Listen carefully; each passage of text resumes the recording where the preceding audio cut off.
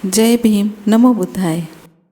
पिछले भाग में आपने मानव इतिहास में पहली बार स्त्रियों की प्रव्रज्या के बारे में सुना और साथ में प्रकृति नामक चंडालिका की प्रव्रज्या के बारे में भी सुना।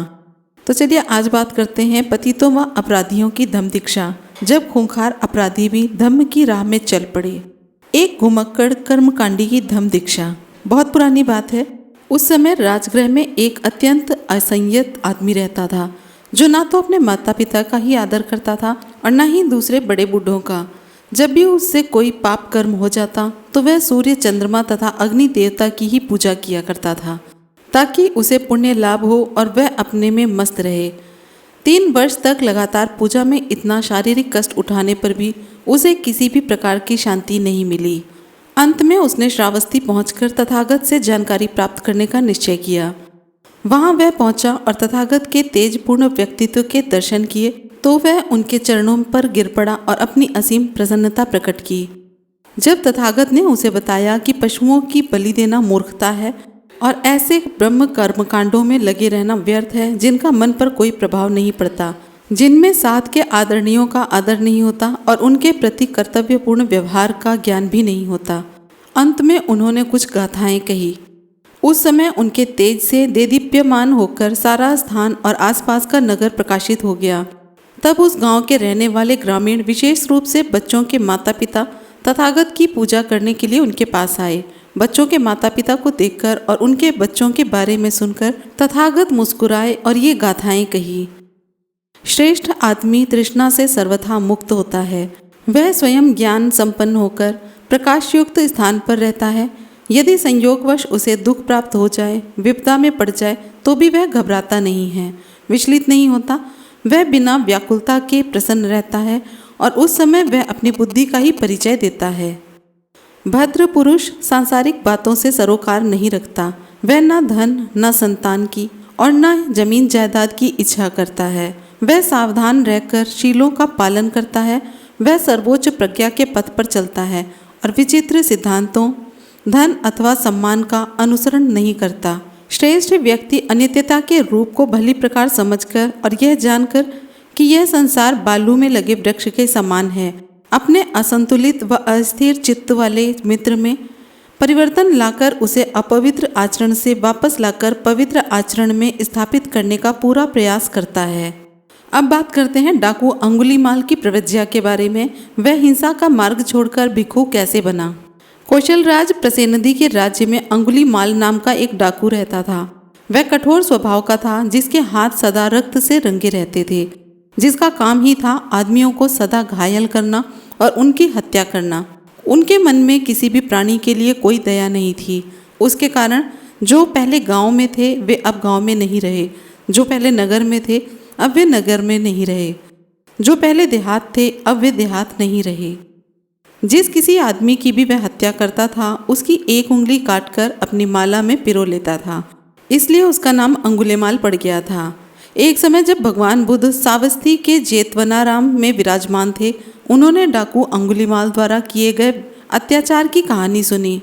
तथागत ने उस डाकू को एक धार्मिक पुरुष में बदल देने का निश्चय किया। इसलिए एक दिन भोजन ग्रहण करने के बाद वह अपना शयनासन छोड़कर पात्र चिवर धारण कर अंगुलीमाल की खोज में निकल पड़े। तथागत बुद्ध को उधर जाते देख ग्वाले, बकरियां चराने वाले, हल जोतने वाले और दूसरे रास्ता चलने वाले सभी राहगीर चिल्ला उठे, श्रमण, उस ओर मत जाओ, यह मार्ग तुम्हें अंगुलीमाल के पास ले जाएगा। अरे जब 10, 20, 30, 40 आदमी भी मिलकर उस मार्ग पर यात्रा करते हैं तो भी वह उस डाकू के हाथों में पड़ जाते हैं। लेकिन तथागत बिना एक शब्द बोले अपने पथ पर आगे ही बढ़ते गए। दूसरी और तीसरी बार भी उन निकट के और अन्य लोगों ने तथागत को सावधान किया, किंतु फिर भी तथागत चुपचाप अपने पथ पर आगे बढ़ते ही गए।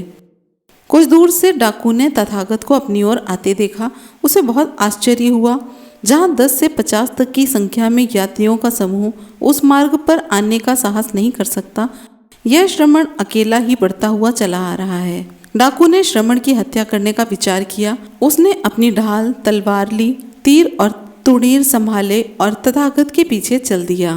तथागत अपनी स्वाभाविक गति से आगे बढ़ते जा रहे थे, किंतु डाकू अपने पूरे प्रयास के बाद भी उनको पकड़ नहीं पा रहा था। डाकू ने सोचा यह विचित्र और आश्चर्यजनक बात है। अभी तक तो ऐसा था कि पूरी गति से भागे हुए एक हाथी को, एक घोड़े को, एक गाड़ी को अथवा एक हिरण को आगे पहुंचकर मैं पकड़ सकता था, और अब मैं पूरे प्रयास के बाद भी स्वाभाविक गति से जाते हुए श्रवण को पकड़ नहीं पा रहा हूँ। तो वह रुक गया और उसने चिल्लाकर तथागत को चेतावनी भरी आवाज में रुकने के लिए कहा, रुको। जब दोनों मिले तो तथागत ने कहा, अंगुलीमाल, मैं तो तेरे लिए रुक गया हूँ। क्या तू भी अपने पाप कर्म करने से रुक जाएगा? मैं इसीलिए यहाँ आया हूँ ताकि तू भी सतपथ का अनुगामी बन जाए। तेरे अंदर अच्छाई अभी मरी नहीं है। यदि तू इसे केवल एक अवसर देगा तो यह तेरा स्वरूप ही बदल डालेगी। अंगुलीमाल तथागत के वचनामृत के वशीभूत हो गया और बोला, आखिर इस मुनि ने मुझे जीत ही लिया, और अब जब आपकी पवित्र वाणी मुझे हमेशा के लिए पाप विरत होने को कह रही है तो मैं इस दिशा में परीक्षण करने के लिए तैयार हूँ। अंगुलीमाल ने अपने गले में पड़ी हुई अंगुलियों की माला उतारकर एक गहरे गड्ढे में फेंक दिया और तथागत के चरणों में गिरकर भिक्षु संघ में प्रविष्ट होने की याचना की। देवताओं और मनुष्यों के शास्ता तथागत बोले, भिक्षु आ, मेरा अनुसरण कर। और अंगुलीमाल उसी समय भिक्षु बन गया। भिक्षु अंगुलीमाल को अपना अनुचर बनाकर तथागत श्रावस्ती के जेतवनाराम की ओर चल पड़े। ठीक उसी समय राजा प्रसेनदी के महल के आंगन में एक विशाल भीड़ चिल्ला चिल्लाकर राजा से कह रही थी, तुमने जिस राज्य को जीता उसी राज्य में जो अंगुलीमाल डाकू है वह बहुत अत्याचार कर रहा है, निर्दोष लोगों को जान से मार रहा है, आए दिन लोगों को घायल कर रहा है। घायल कर उन मारे गए लोगों की उंगलियों को काटकर उनकी माला बनाकर गले में पहनकर अपनी शान समझता है। महाराज, उसका दमन करें। प्रसेनदी ने उसका मूलच्छेद कर डालने का आश्वासन दिया, लेकिन वह कुछ भी न कर सकने में असमर्थ रहा। एक दिन प्रातःकाल राजा प्रसेनदी तथागत के दर्शनार्थ जेतवन गए। तथागत ने पूछा, राजन, क्या बात है? क्या मगधराज सैन्य बिंबिसार के साथ कुछ विवाद है, अथवा वैशाली की लिच्छवियों के साथ, अथवा किसी अन्य आक्रामक विरोधी शक्ति के साथ कोई समस्या है? राजा प्रसेनदी ने जवाब दिया, भगवान, इस प्रकार की कोई समस्या नहीं है, किंतु मेरे राज्य में अंगुलीमाल नाम का एक डाकू रहता है जो मेरे राज्य के क्षेत्रों में उपद्रव मचा रहा है और मेरी प्रजा को परेशान कर रहा है। मैं उसका दमन करना चाहता हूँ, किंतु मैं ऐसा करने में असमर्थ ही रहा हूँ।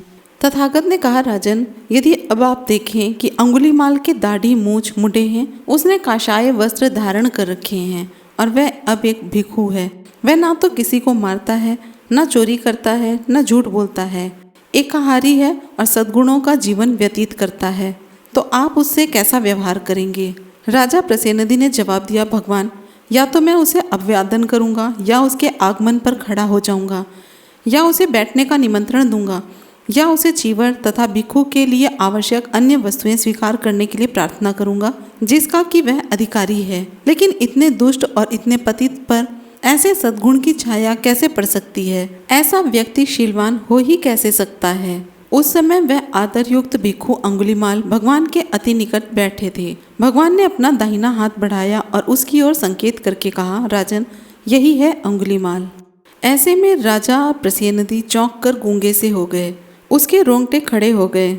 यह देखकर तथागत ने कहा, राजन, भय मत खाओ, भयभीत न हो, यहाँ भय का कोई कारण नहीं है। राजा का भय और घबराहट दूर हुई तो वह अंगुलीमाल के पास गया और बोला, पूज्यवर, क्या आप सचमुच अंगुलीमाल हैं? उसने जवाब दिया, हाँ राजन। राजा ने कहा, आपके पिता और माता का क्या गोत्र है? अंगुलीमाल ने जवाब दिया, राजन, मेरा पिता गार्य था और मेरी माता मैत्रायणी।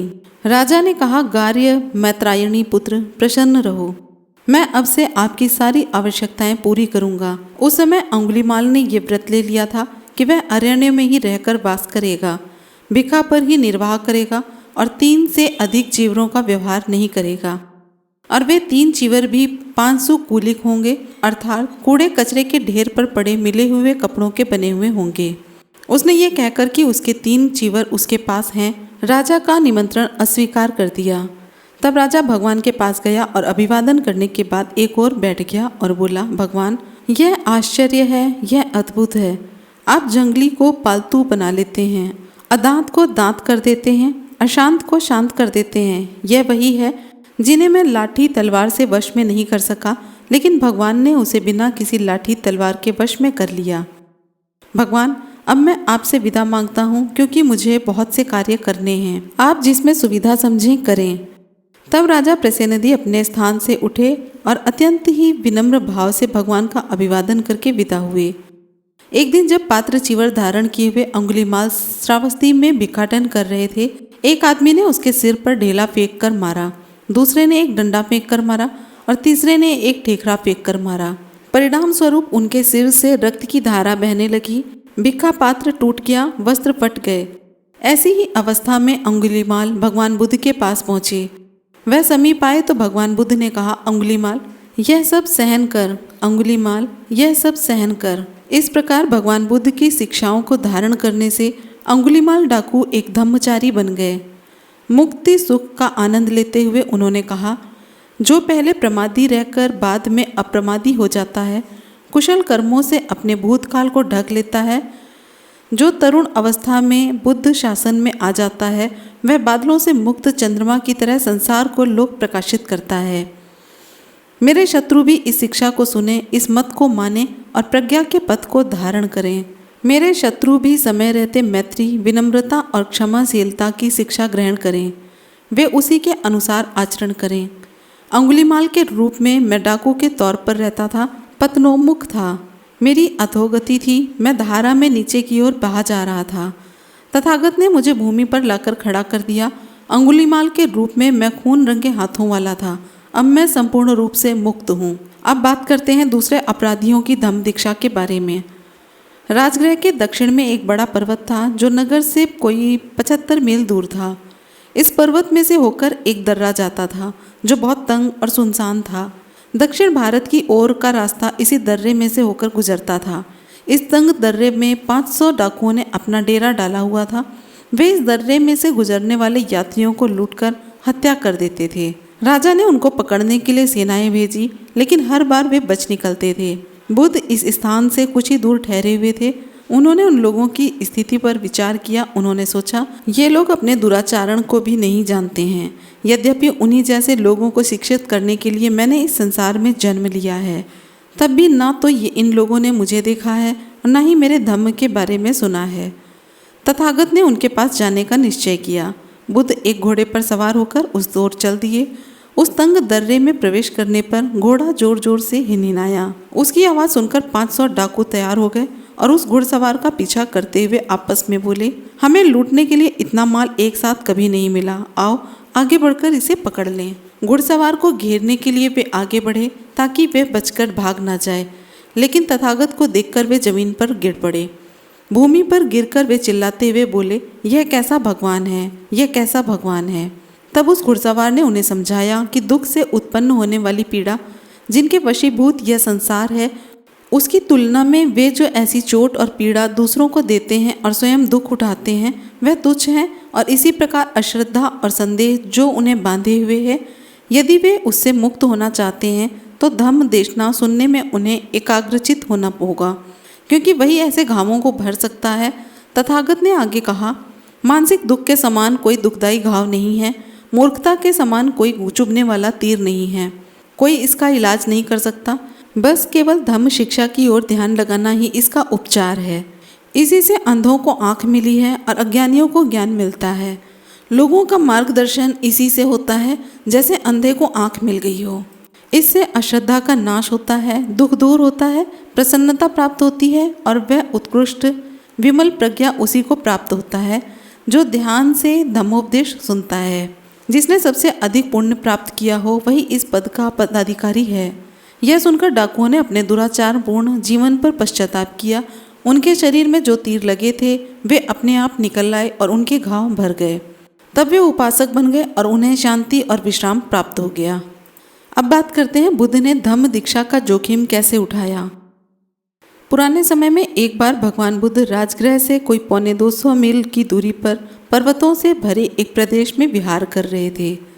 इन पर्वतों में से कोई 122 आदमियों का एक दल रहता था, जो शिकार करते थे और उन मारे गए जानवरों से अपना पेट भरते थे। बुद्ध वहाँ पहुँचे जिस समय पुरुष शिकार खेलने बाहर गए होते।